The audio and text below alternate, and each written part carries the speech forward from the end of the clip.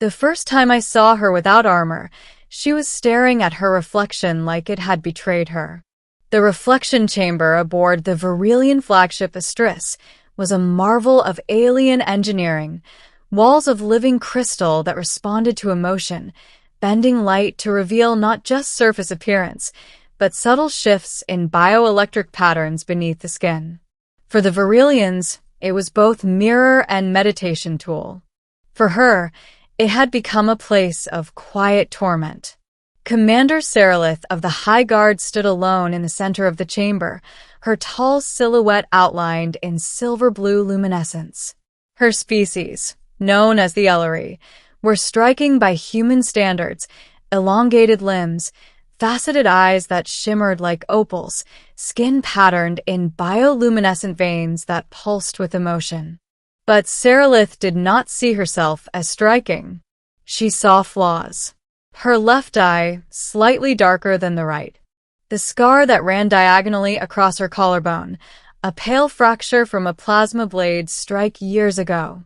The asymmetry of her cranial ridges, which among her kind were considered signs of poor genetic symmetry. "My face is ugly and frightening," she murmured in Elyrian. The translator implant at my temple rendered it into English inside my mind. I leaned against the entrance archway, careful not to startle her.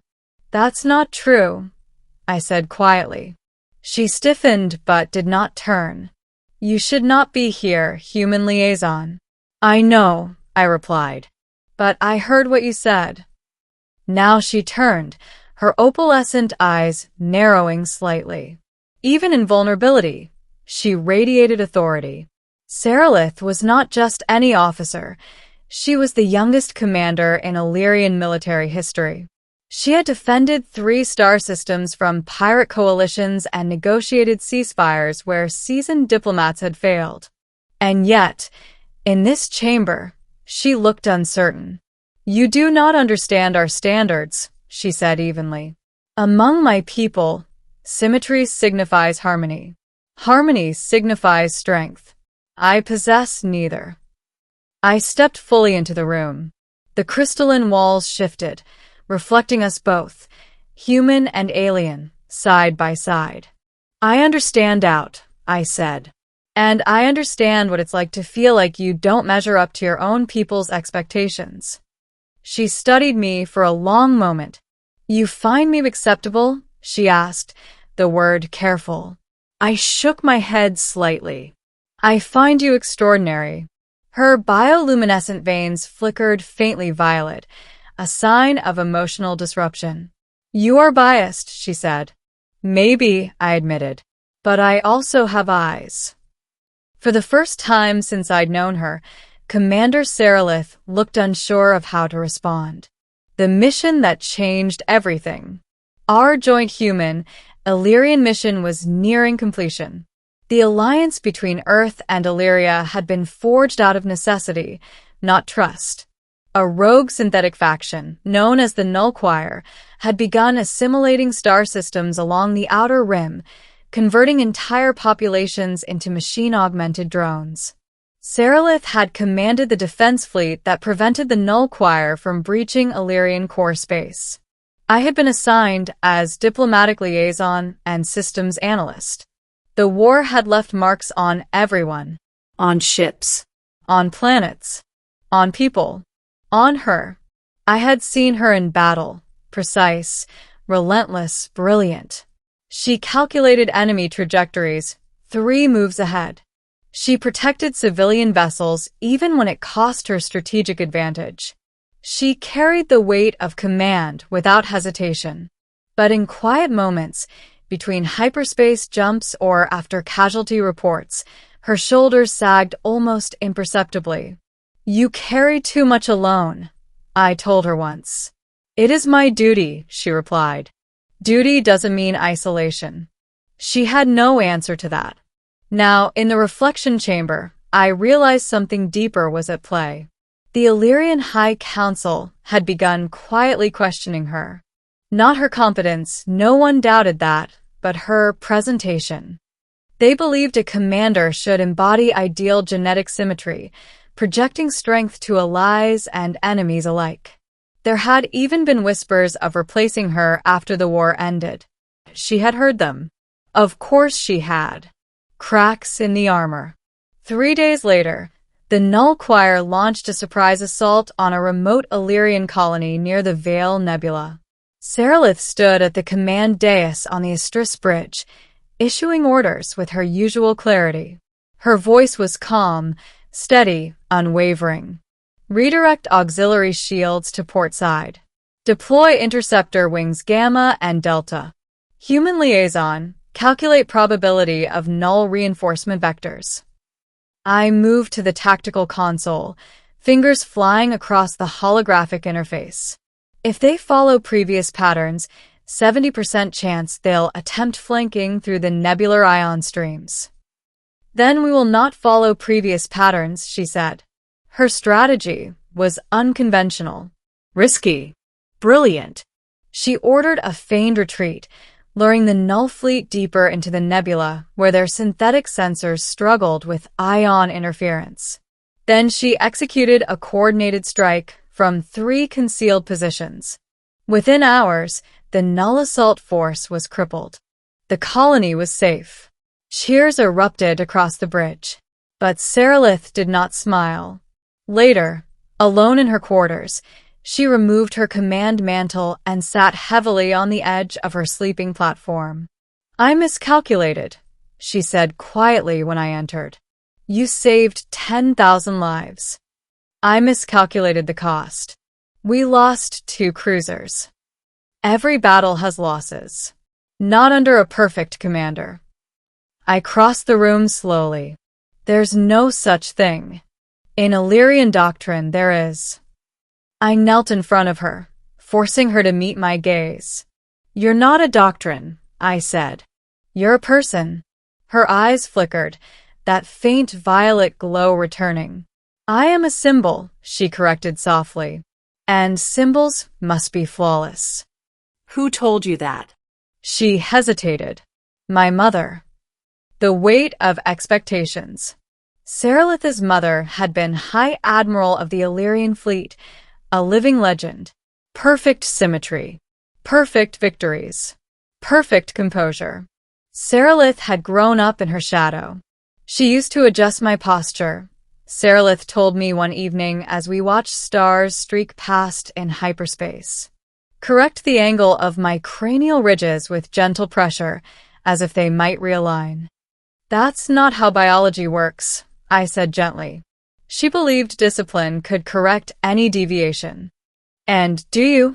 She was silent for a long time. I believed that if I achieved enough victories, honors, commendations, the rest would not matter. And I still hear their whispers. Ugly, asymmetrical, unfit for symbolic leadership. I felt anger rise in me, not at her people, but at the impossible standard. You know what I see? I said. She glanced at me sideways. What? I see someone who runs toward danger while others calculate odds. I see someone who stays up reviewing casualty reports personally. I see someone who doubts herself not because she's weak, but because she cares. Her bioluminescence shifted, warmer now, golden at the edges. That is not physical beauty, she said quietly. No, I agreed. It's better. The Council's judgment. When we returned to Elyrian Prime, the High Council summoned Serelith for review. The chamber was immense, arched ceilings of luminous stone, counselors seated in concentric rings. I was permitted to attend as observer. They praised her victories, acknowledged her strategic brilliance. Then came the subtle shift.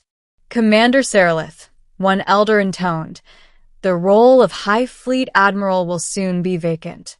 Your record positions you as primary candidate. Her posture straightened. However, the elder continued, the Admiral must embody the visual ideals of our people. Your physical irregularities may undermine projected unity. The words hung heavy in the chamber. I saw her hands tighten slightly. Are my strategies flawed? She asked evenly. No. Is my loyalty questioned? No. Then my symmetry is irrelevant. A murmur rippled through the chamber. Symbols are not irrelevant, another counselor said. I couldn't stay silent. With respect, I interjected, Earth has learned that symbols evolve. Strength isn't in perfection, it's in resilience. The council regarded me coolly. This is an internal Elyrian matter, one said. Seralith raised a hand subtly, signaling me to stop. I understand your concerns, she said to them. If my presence diminishes unity, I will withdraw my candidacy. The chamber fell silent. Withdraw? After everything? The night of doubt. That night, I found her back in the reflection chamber.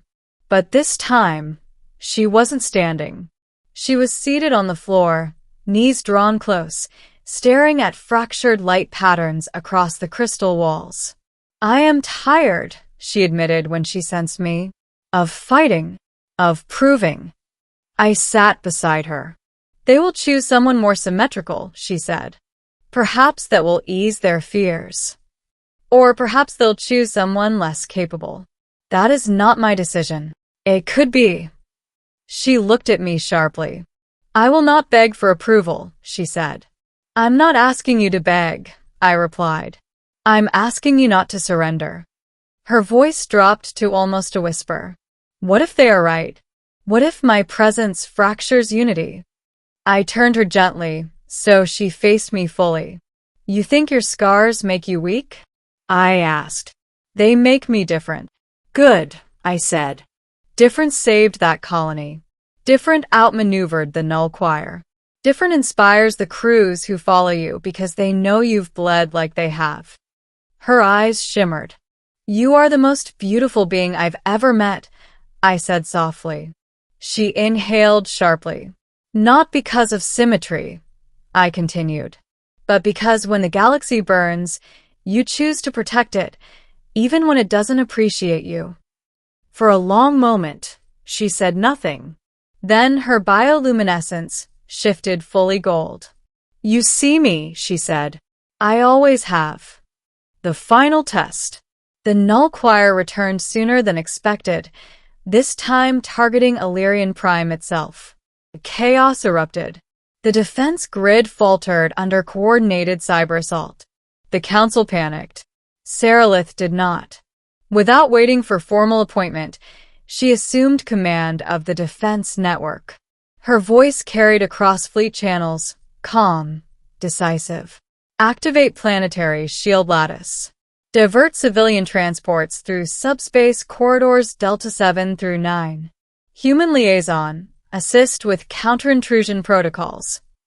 We worked side by side, as we had countless times before. The battle raged for 18 hours.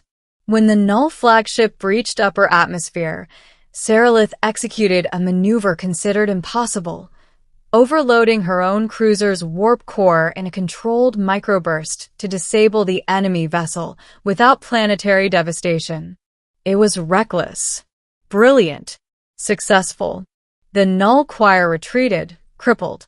Elyrian Prime was saved, ending a new reflection. Days later, the council reconvened. There were no whispers this time. Commander Seralith, the Elder said, you have demonstrated beyond doubt that unity does not stem from symmetry, but from trust.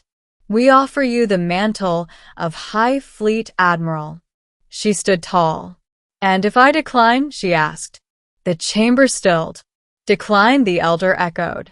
I will not serve as a symbol of unattainable perfection, she said clearly. I will serve as proof that imperfection does not preclude greatness. A long silence followed. Then serve as that proof, the Elder said finally. She accepted. Later, in the reflection chamber, we stood side by side once more. She studied her image, the scar, the asymmetry, the ridges. I do not see ugliness, she said slowly. What do you see?